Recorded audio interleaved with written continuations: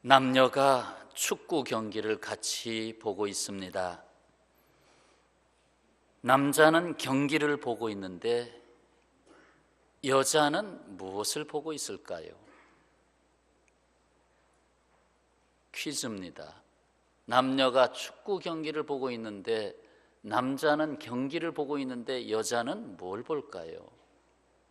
여자는 선수를 보고 있습니다. 남자는 결과를 보고 여자는 과정을 봅니다. 그래서 저도 무슨 남자잖아요. 그럼 집사람이 뭐라고 하면 결론만 얘기해. 답답해. 결론만 얘기하라고 그러면 집사람이 하는 얘기가 결론이 있기 위해서는 서론이 있어야 된다고. 그래서 서론을 장황하게 10분, 20분 얘기하고 결론은 10초밖에 얘기를 안 하거든요. 여행을 할 때에도 남자는 여행지에 도착하면 이제 멋진 여행이 시작이다 이렇게 말하는데 여자는 여행을 언제부터 시작하느냐 하면 언제 여행 가지? 어디로 가지? 무엇을 준비할까 하면서 두어 달 전부터 여행이 시작된다고 합니다. 무엇입니까? 관점의 차이입니다. 관점이 다르다는 거예요. 남자가 보는 것과 여자가 보는 것이 다르다는 것입니다. 오늘 관점에 대한 이야기를 통해서 2014년 새해를 살아가는 데 있어서 나는 어떤 관점을 가진 그리스도인으로 살아갈 것인가에 대한 말씀이라고 봅니다. 예수님의 소문이 유대와 사방으로 퍼져나갈 때에 세례 요한이 세례를 베풀고 있었고 세례 요한의 제자 중에 2명을 예수님께 보냅니다. 가서 이렇게 여쭤봐라. 오실 그이가 당신이 오니까 우리가 다른 일을 기다리오리까? 이 물음을 갖고 제자들이 예수님께 도착했을 때에는 예수님 너무나 바쁘셨습니다. 각색 병든 자를 고쳐주시고 있었고 소경의 눈을 뜨게 하셨고 귀신을 물리치고 계셨고 이래저래 너무나 바쁘셨어요. 그때에 제자들이 물었죠. 그때에 결국 예수님이 하신 말씀이 뭡니까? 너희들이 여기서 본 대로 가서 전해라. 안전뱅이가 일어나고 소경이 눈을 뜨고 병든 자들이 낫고 가난한 자에게 복음이 전파되고 이거 다 그냥 가서 전해라 그랬죠. 예수님께서는 요한의 제자들이 돌아간 이후에 예수님 앞에 모인 무리들에게 말씀하십니다. 바로 세례 요한 광야에서 외치는 자의 소리로 살았던 세례 요한에 대하여 물었습니다. 7장 24절에 뭐라고 합니까? 요한에 대하여 말씀하시되 너희가 무엇을 보려고 광야에 나갔더냐? 무엇을 보려고 광야에 나갔느냐? 관점이죠. 무엇을 보느냐? 너는 무엇을 보느냐? 그때에 흔들리는 갈대냐? 그 다음 절에 또 다시 반복합니다. 너희가 무엇을 보려고 나갔더냐? 부드러운 옷, 그냥 아름다운 옷을 입은 사람을 보러 나갔더냐? 또 묻습니다. 26절에 너희가 무엇을 보려고 나갔더냐? 선지자냐? 그렇다면 옳다 라고 말했습니다. 그러면서 예수님은 세례 요한에 대해서 너희들은 어떤 관점을 가지고 보느냐라고 물은 것이죠. 나는 무엇을 보고 있느냐? 내가 그것을 어떻게 보느냐? 그 관점은 생각하는 존재로서 우리에게는 무엇보다 중요한 일입니다. 생각하는 존재로서 내가 지금 무엇을 핵심적으로 보고 있느냐? 어떤 사건에 대해서 내가 무엇을 보고 있느냐? 어떤 사람에 대해서 내가 무엇을 보고 있느냐? 이건 굉장히 중요한 일이라는 것입니다. 금년이 어떤 결과가 오게 될 것이냐는 오늘 하나의 포인트를 여러분에게 말씀드리는 것입니다. 똑같은 사건, 똑같은 상황에 대해서도 서로 다른 관점을 갖게 됩니다. 자, 예를 하나 들어보면 안중근 의사 하면 아주 대한민국의 자랑스러운 역사 속의 인물 아닙니까? 나라를 위해서 순국하신 선열이라고 말할 때에 같은 사건을 들고 일본 사람들은 뭐라고 말합니까? 저 사람은 테러리스트다, 저 사람은 폭도다, 그렇게 말할 것입니다. 자살폭탄 테러를 하는 텔레반을 보고 무고한 사람들을 저렇게 폭탄 테러로 자기나 죽지 다른 사람 죽게 하느냐, 저건 악의 축이다 라고 세상에 말할 때에 텔레반 그들과 그들의 단체에서는 뭐라고 말하겠습니까? 우리나라를 위해서 목숨을 바친 순교자들이다 라고 말할 것입니다. 똑같은 사건을 놓고도 어떤 관점을 가지고 보느냐에 따라서 전혀 다른 해석이 나오는 것입니다. 그래서 오늘 몇 가지로 말씀을 드리겠습니다. 필요하시다면 메모로 간단하게 남겨놓으셔도 괜찮고 다음 주 설교 요약이 나오니까 잘 챙겨주시길 바랍니다. 하나는 관점이 다르면 보고가 달라집니다. 관점이 다르면 보고, 리포트가 달라진다. 민수기 13장 14장에 보면 약속의 땅, 가나안 땅을 향하여 이스라엘 백성이 나아가고 있고, 이제 하나님은 정탐꾼을 미리 들여보내서 땅을 그 어떤 형편을 다 살펴보고 보고하라고 했습니다. 그래서 12사람이 뽑혔고 40일 동안을 탐지하고 돌아와서 보고합니다. 이 12명의 보고는 크게 둘로 나뉘어졌습니다. 각기 다른 보고, 각기 다른 관점, 각기 다른 결과를 보여주게 됩니다. 앞으로 그들이 들어가서 살아야 될 땅인데 전혀 다른 관점을 갖고 보고 있다는 것입니다. 대다수 10명의 보고가 있습니다. 우리는 능히 올라가서 그 백성을 치지 못하리라. 그들은 우리보다 강하니라. 우리가 두루 다니며 정탐한 땅은 그 거주민을 삼키는 땅이요, 거기서 본 모든 백성은 신장이 장대한 자들이며 거기서 거인들을 보았나니 우리는 스스로 보기에도 메뚜기 같으니 그들이 보기에도 그와 같을 것이라. 아니다. 한마디로 부정적인 보고를 했고 할 수 없다는 보고를 했고 우리가 들어갈 땅이 아니라고 보고했습니다. 그들의 관점은 온통 그 백성의 땅, 그 백성의 사람, 그 백성들, 그 사람들의 모든 것을 집중하고 있습니다. 어디에도 가나안 땅을 약속의 땅이라고 믿고 우리가 잘 살펴보았습니다. 여호와 하나님이 우리에게 주신 땅을 우리가 들어가 보았습니다 하는 그런 여호와라는 말 한마디도 나타나지 않았습니다. 그들의 보고는 육안으로 본 사실에만 근거한 보고였습니다. 육신의 눈으로 본 사실에만 근거했습니다. 자, 그럼 또 다른 보고가 있습니다. 그들은 그 중에서도 소수인 2명, 여호수아와 갈렙의 보고 아닙니까? 여호와께서 우리를 기뻐하시면 우리를 그 땅으로 인도하여 들이시고 그 땅을 우리에게 주시리라. 이는 과연 젖과 꿀이 흐르는 땅이니라. 다만 여호와를 거역하지는 말라. 또 그 땅 백성을 두려워하지 말라. 그들은 우리의 먹이라. 그들의 보호자는 그들에게서 떠났고 여호와는 우리와 함께 하시느니라. 그들을 두려워하지 말라. 긍정적인 보고를 했습니다. 할 수 있다는 보고를 했습니다. 하나님이 주신 젖과 꿀이 흐르는 땅이라고 보고했습니다. 여호와 그 이름이 3차례에 걸쳐서 나왔습니다. 그들의 보고에는 신앙에 근거한 보고를 보여주고 있습니다. 신앙에 근거한 보고. 오직 여호와께서 여호와가 하시리라. 그렇습니다. 똑같은 12명이 똑같은 상황에서 보고 왔지만 어쩌면 그렇게 다른 관점을 보았습니까? 우리의 관점은 사실에만 근거한 것이 아니라 여호와 하나님을 향한 신앙에 근거한 관점을 가져야 합니다. 내가 주어가 되는 것이 아니라 여호와 하나님이 주어가 되는 관점을 가져야 하겠습니다. 그리고 날마다 우리의 입술에서는 이런 신앙과 여호와 하나님의 관점을 가지고 믿음을 고백하면서 살아야 할 줄로 믿습니다. 사실로 보는 관점에서 신앙으로 보는 관점으로 항상 옮겨 놓을 수 있는 훈련이 되어야 합니다. 첫 번째 말씀이 뭐였어요? 관점이 다르면 보고가 다르다. 보고라고 하는 것은 결국 내 것으로 바뀌어서 나타나는 표현 아닙니까?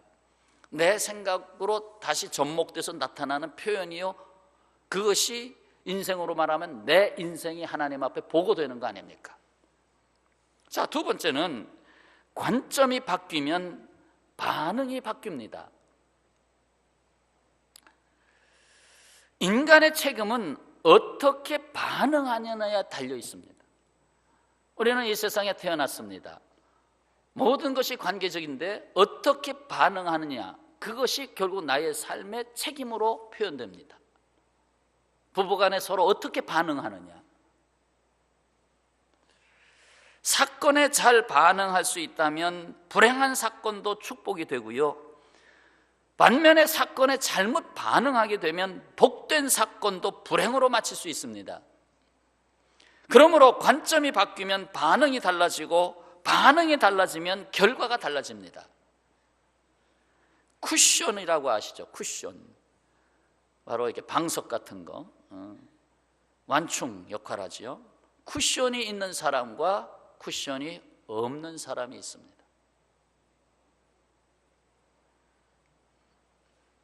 우스갯소리로 저는 어디 가면 방석에 잘 안 씁니다. 근데 어떤 분은 저는 필요 없어요. 저는 자연 방석이 튼튼합니다.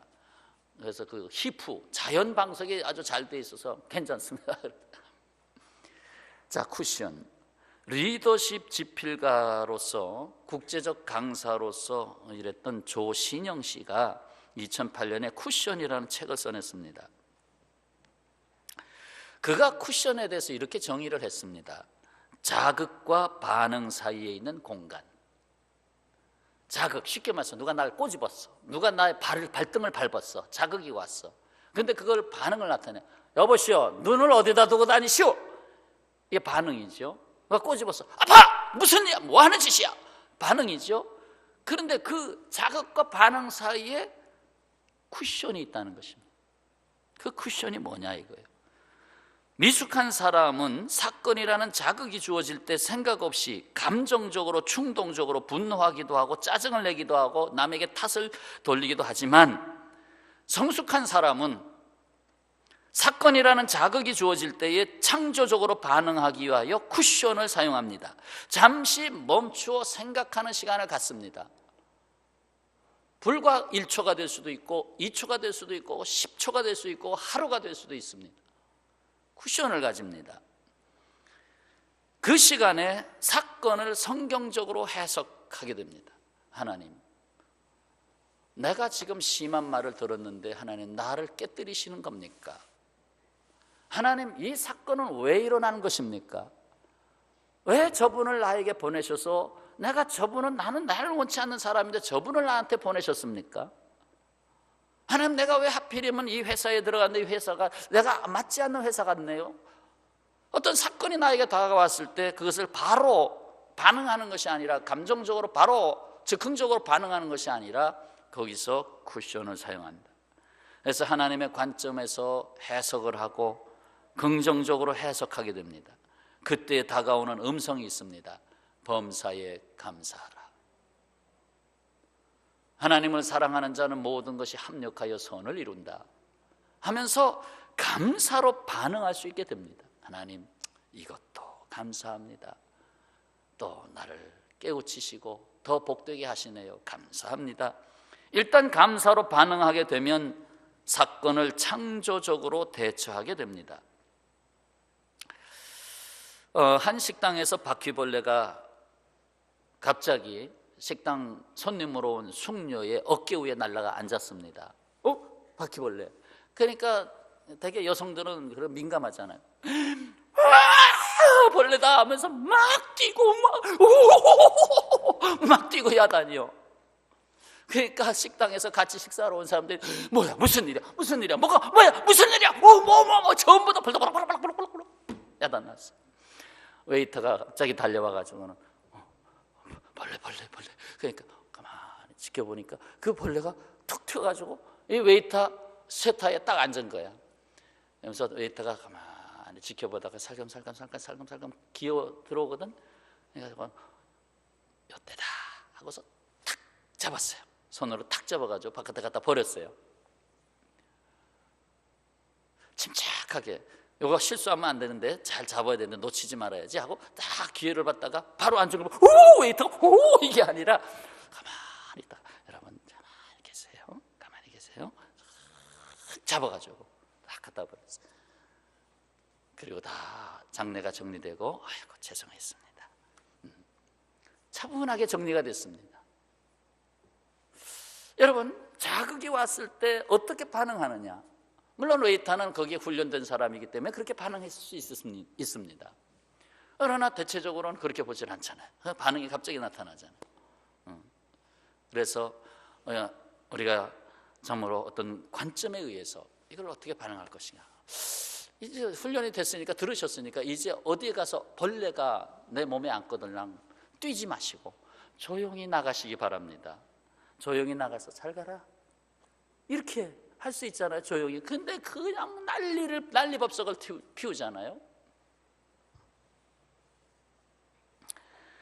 반응에도, 그러니까 바퀴벌레 자체가 문제가 있는 게 아니라, 거기에만 책임을 돌릴 게 아니라 반응에 책임이 따른다는 거예요. 어떻게 반응했느냐. 반응에도 수준이 있습니다. 1차적 반응은 육적이고 감정적이고 본능적인 이른바 쿠션이 없는 반응입니다. 즉각 나타나죠. 즉각. 무슨 소리야? 하고 즉각 나타나죠.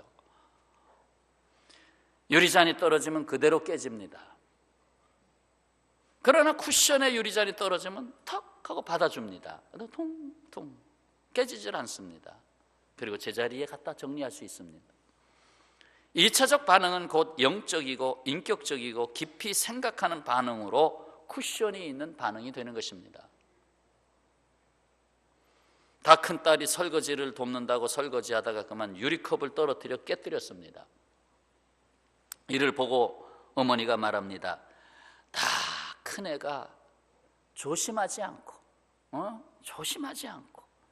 아이고, 보니 그거 내가 아끼던 컵이구나. 아유, 그거 조심하지. 컵 그거 참 내가 즐겨 사용하던 컵인데 깨뜨렸구나 하고 이렇게 표현합니다. 근데 또 다른 어머니가 똑같은 사건에 이렇게 반응합니다.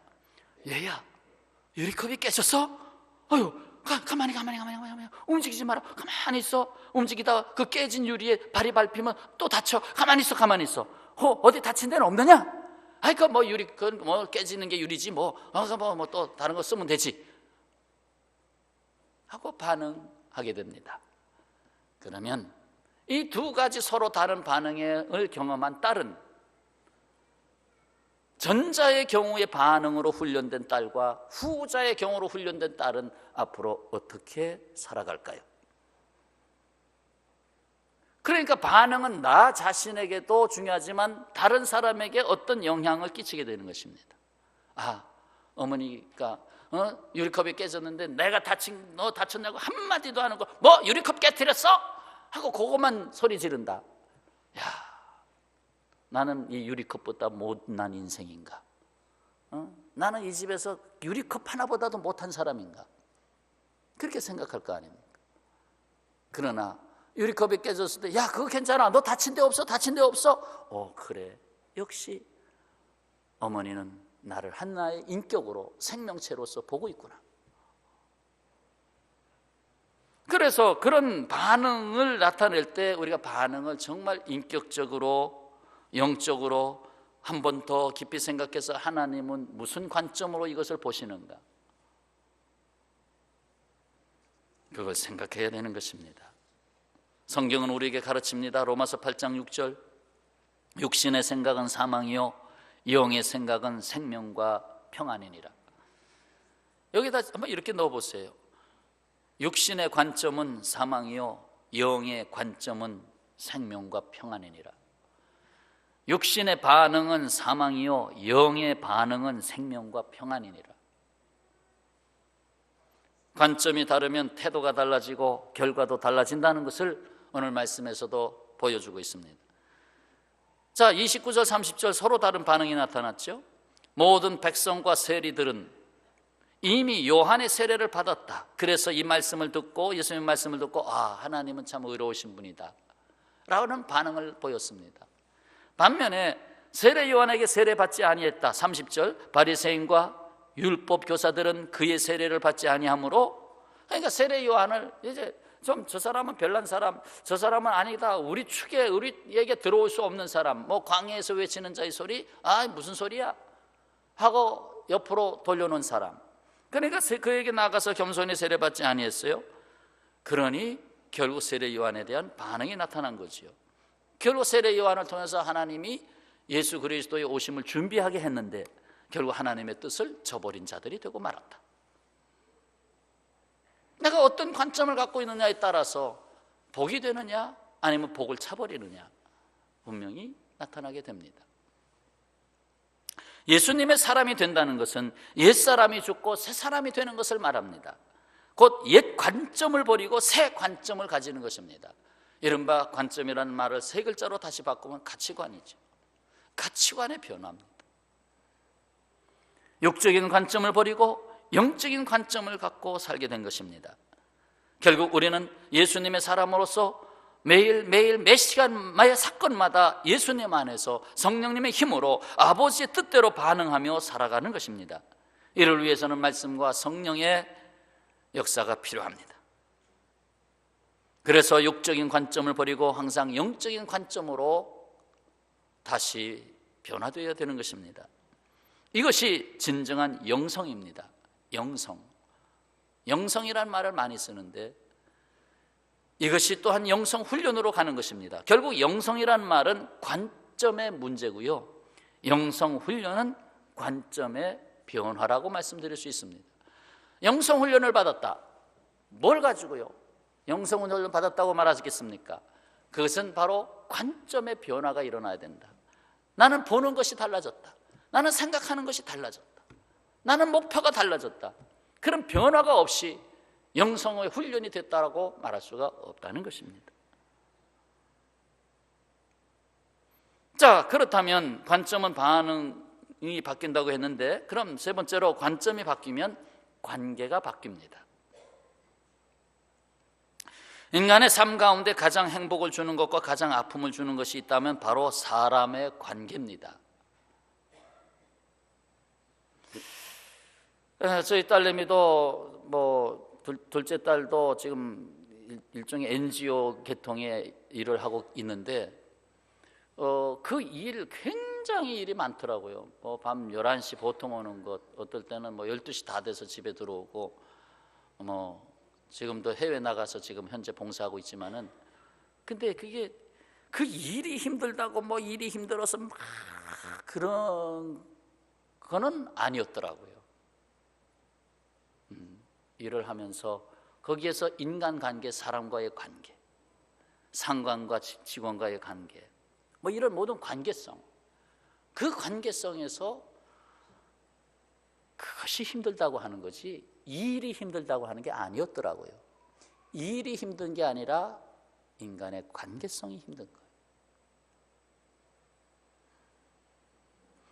신앙생활 하면서도 주님과의 관계보다 더 힘들고 시험이 드는 것은 바로 사람과의 관계입니다. 그래서 많은 사람들이 주님을 믿는 것은 좋다, 그러나 사람과 사귀는 것은 싫다,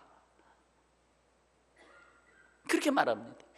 그래서 거기에 너무 상처가 많으신 분들은, 또 교회 생활하다 그런 상처를 이렇게 저렇게 경험하신 분들은 아예 예배 시간에 딱 한 번 딱 나와서 주님 앞에 예배 드리고, 하나님 만나는 건 좋다, 딱 예배 한 번 드리고 그 다음에 다른 관계는 싹 거절해 버립니다. 지회에 참석해라 해도 안 하고, 구역에 와보세요 해도 안 하고, 성경 공부 와보세요 해도 안 하고, 기도회에 참석해 보세요 해도 안 하고, 어디 봉사하러 나갑시다 해도 안 오고, 예를 들어서 모든 더불어 함께 할 수 있는 일을 다 거절해 버립니다. 왜? 사람과의 관계가 피곤하다는 거예요. 심지어 부부간에도 갈라지잖아요. 그런데 우리는 하나님을 아버지라고 믿게 됐습니다. 아버지, 나도 아버지라 부르고, 저 B라는 사람도 아버지라 부르고, C라는 사람도 아버지라고 부릅니다. 그러면 A, B, C를 뭐라고 해요? 형제자매라고 합니다. 하나님이 형제자매로 두었습니다. 그래서 서로 형제자매의 관계성을 가지라고 하셨습니다. 그게 교회입니다. 예배는 관계 회복의 핵심입니다. 핵심. 이런 예배를 통해서 관계 회복으로 나가는데 여기에 교제가 나타납니다. 교제. 이런 관계 속에서 하나님의 사람이 되어가는 것이 또한 예배로서 이제 훈련이 되는 것이고, 이렇게 하나님의 사람들과 함께 어울려 교회를 섬기고 교회가 지향하는 목표를 감당하는 것이 사역이고, 이런 관계를 통해서 세상에 사랑을 전하는 것이 바로 전도요 선교인 것입니다. 이런 관계를 위해서 중요한 것이 있는데 바로 이해라는 말입니다. 이해, understand, 이해하는 거, 이해. 즉 서로가 서로를 이해함으로 관계가 시작되고 또한 가장 중요한 기초가 되는 것입니다. understand, 가장 밑에 서는 거죠. 결국 이해함이 생길수록 관계는 좋아지고 깊어집니다. 그러므로 좋은 관계를 위해서는 좋은 이해가 필요합니다. 이런 말이 있어요. 그 사람의 신발을 직접 신어보기 전에는 절대로 그 사람의 걸음걸이가 이상하다고 쉽게 단정하지 말아야 한다. 내가 그 사람의 신발을 내가 신어보고 걸어보기 전에는 저 사람 왜 저렇게 걸음걸이가 저렇게 걷지? 라고 판단하지 말라. 뭡니까? 그 사람이 되어보지 않고는 모른다. 즉 다른 사람의 입장에서 보는 것, 다른 사람의 처지로 들어가 보는 것, 내가 그 처지에 있다면 어떻게 했을까라고 들어가 보는 것, 그거를 역지사지라고 하지요. 역지사지. 다른 사람의 관점에서 보는 훈련입니다. 즉 관점의 변화죠. 관점의 변화. 내가 동쪽에서 바라봤는데 이젠 좀 방향을 바꿔서 서쪽에서 한번 바라보겠다. 어떤가? 관점의 변화지요. 내가 그 사람이라면 어떻게 할까? 내가 너라면 나는 어떻게 할까? 하는 여기에서 우리의 삶의 변화가 또한 창의력의 역사가 일어나는 것입니다. 나라고 하는 가림막에서 빠져나가는 거죠. 남편은 아내의 관점에서, 아내는 남편의 관점에서, 목사는 성도들의 관점에서, 또한 성도는 목사의 관점에서, 어르신은 젊은이의 관점에서, 젊은이는 어르신의 관점에서 조금만 더 이해하면 그 관계는 지금보다 훨씬 더 좋아질 것입니다. 결국 관점이 바뀌면 관계가 회복되는 것입니다. 결국 내가 주어가 되지 아니하고 그 누군가가 주어가 되는 삶입니다. 아까 말씀드린 내가 주어가 되지 아니하고 하나님이 주어가 된 것처럼 이제는 또한 내가 주어가 되지 아니하고 그 사람들이 주어가 되는 삶인 것입니다. 그래서 지난번 말씀처럼 첫째는 하나님, 둘째는 이웃, 그리고 세 번째는 그 자리에 내가 들어가서 섬기는 것입니다. 자, 여기에 부원해야 될 말씀이 있습니다. 관점에는 틀림과 다름이 있습니다. 하나님께서 사람을 만드셨고 남자와 여자를 다르게 창조하셨습니다. 하나님의 형상대로 만드셨고 하나님의 목적을 위해서 창조하셨지만 분명히 남자와 여자는 다르게 창조되었습니다. 다름이 창조의 원리입니다. 그 다름이 서로 만날 때에 축복이 되는 것입니다. 그런데 우리는 다름을 이상하게 여기며 다름을 틀림이라고 사용할 때가 있습니다. 저 사람 나하고 틀려. 저 사람 생각이 틀려. 저 사람 생각이 다른 것인데 저 사람 생각이 틀려 라고 말합니다. 저 사람 성격이 다른 건데 저 사람 성격이 틀려 이렇게 말합니다. 틀림과 다름이 있습니다. 분명히 남자와 여자는 다릅니다. 아까 경기를 보는 것도 축구 경기 보는 것 서로는 말씀드렸잖아요. 우리는 서로의 다름을 인정하고 서로를 이해해야 합니다. 서로 다름을 틀림의 관점이 아닌 축복의 관점으로 보면 여기서 서로 존경하게 되고 서로에게 풍성한 축복이 된다는 것입니다. 그런데 여기 하나의 단서가 있습니다. 바로 바른 관점과 잘못된 관점이 있습니다. 관점이라고 다 인정받느냐? 바른 것이 있고 정말로 잘못된 것이 있다는 것입니다. 강도의 눈에는 어떤 것을 훔쳐갈까? 그것만 보일 거 아닙니까? 관점이. 자, 예수께서 이같이 말씀하십니다. 마태복음 7장 3절 어찌하여 형제의 눈 속에 있는 티는 보고 내 눈 속에 있는 들보는 깨닫지 못하느냐?